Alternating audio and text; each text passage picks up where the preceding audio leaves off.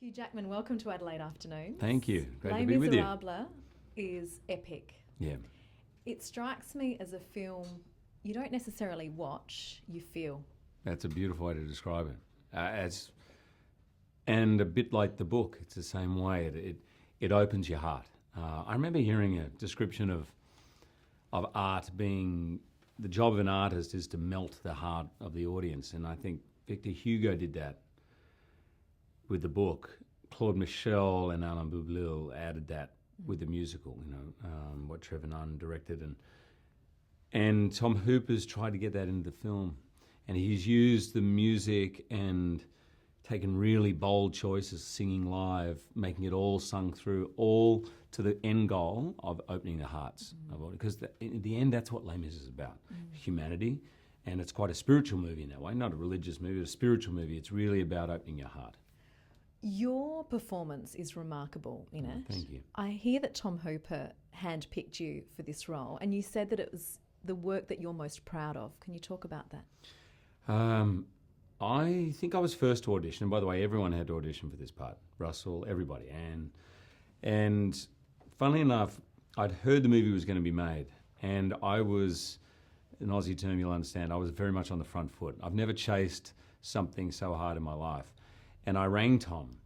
And I don't think Tom really knew I did musicals. Because he said to me, so have you got any musical experience? And I said, I got a little.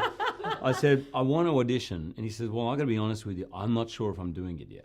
I have expressed interest, but I don't know yet. I've just done the King's Speech and we'll see what happens. So I went and auditioned for him. I said, regardless, let me come and sing because I want to sort of work it. I want to feel the music out for myself. 3 hours later, I had to put up my hand after the 3-hour audition. I said, Tom, mate, this is great, but I've really got to put my kids to bed. It's 8 o'clock. I got to go. What? He goes, 3 hours? And I actually, there was a little window into filming because Tom is one of those guys who just, once he gets in the zone, he can go for 24 hours. And so when we were filming, it was pretty much like that. We would get in there and we wouldn't stop for lunch, nothing, just keep going. Tell me about the physicality of the role for you, your transformation within the role. And of course, you've done a lot. You grew up as a lanky teenager in Sydney's North Shore. Sorry. Yeah. You were the slimline entertainer with Peter Allen. You've done the bulked up Wolverine. Tell us about the transformation of Jean.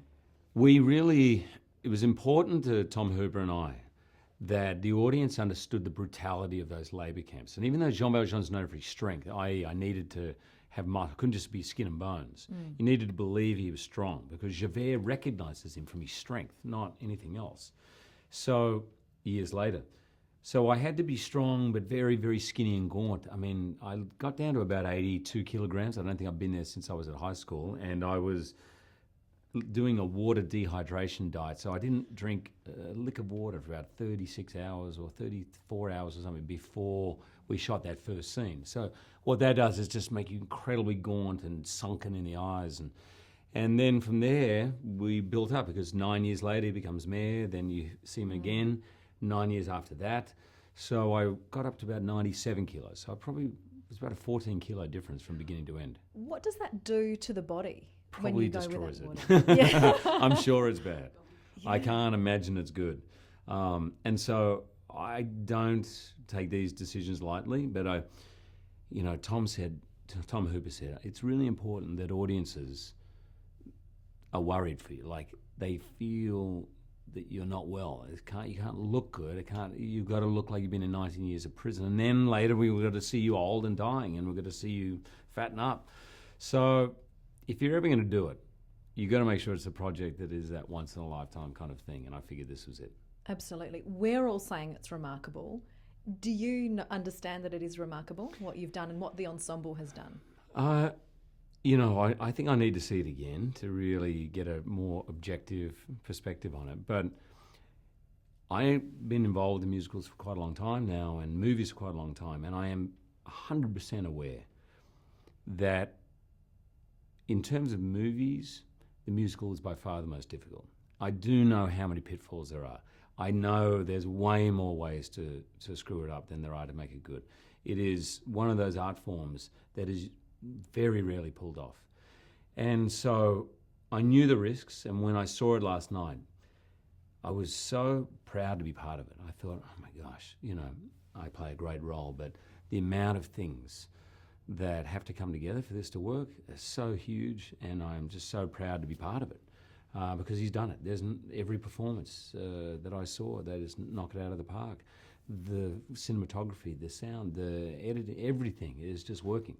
So I feel really blessed, Anne Hathaway and you did that amazing opening number at the Oscars in 2009, and then look at you now, both of you in this film. Did you handpick her, as has been remarked, for this Les Mis film? No. What happened was when she did do that, Cameron McIntosh, it was already into Anne, but I don't know if you remember when she hosted the Oscars, she sang On My Own. Yes. And they were really pregnant with the idea of doing the musical, and they were like, oh my gosh, this is the girl. Even though it was a satire, what she was singing, and I believe that's what happened. I mean, actually, in my mind, I don't know who else could have played it. I know they auditioned others. But Tom said to me, he goes, there were so many great actors and great singers who came in to do it. When Anne came in, he said, she had the shortest audition of anyone. All of us had 3-hour auditions. So? Anne sang I Dreamed a Dream twice. Tom Hooper said, I'm English, I never cry. I cried twice. And I said, that's enough, thank you. That was it. We were all crying in the... Well, and you see, very rarely in movies will you see one shot that close, held for that long. It's 2.5 minutes. I can't even remember the last time I've seen that. One thing I've always wanted to say to you, we saw you in Boy from Oz. Oh, yeah. Fabulous. In Adelaide? Was it true? In Adelaide. Yeah, great. Was it true that you sang Tenterfield Saddler at Nick and Nicole? Yes. And yeah. Was that your favourite song? It was Keith's favourite song. Right. So Nick organised it for Keith as a surprise to him because that's one of his favourite songs. So, yeah. Hugh Jackman, congratulations. There Thank will you. be Oscar talk, and I wish you all the very best of success with it. Lovely to talk to you. Thank you so much. Thank you.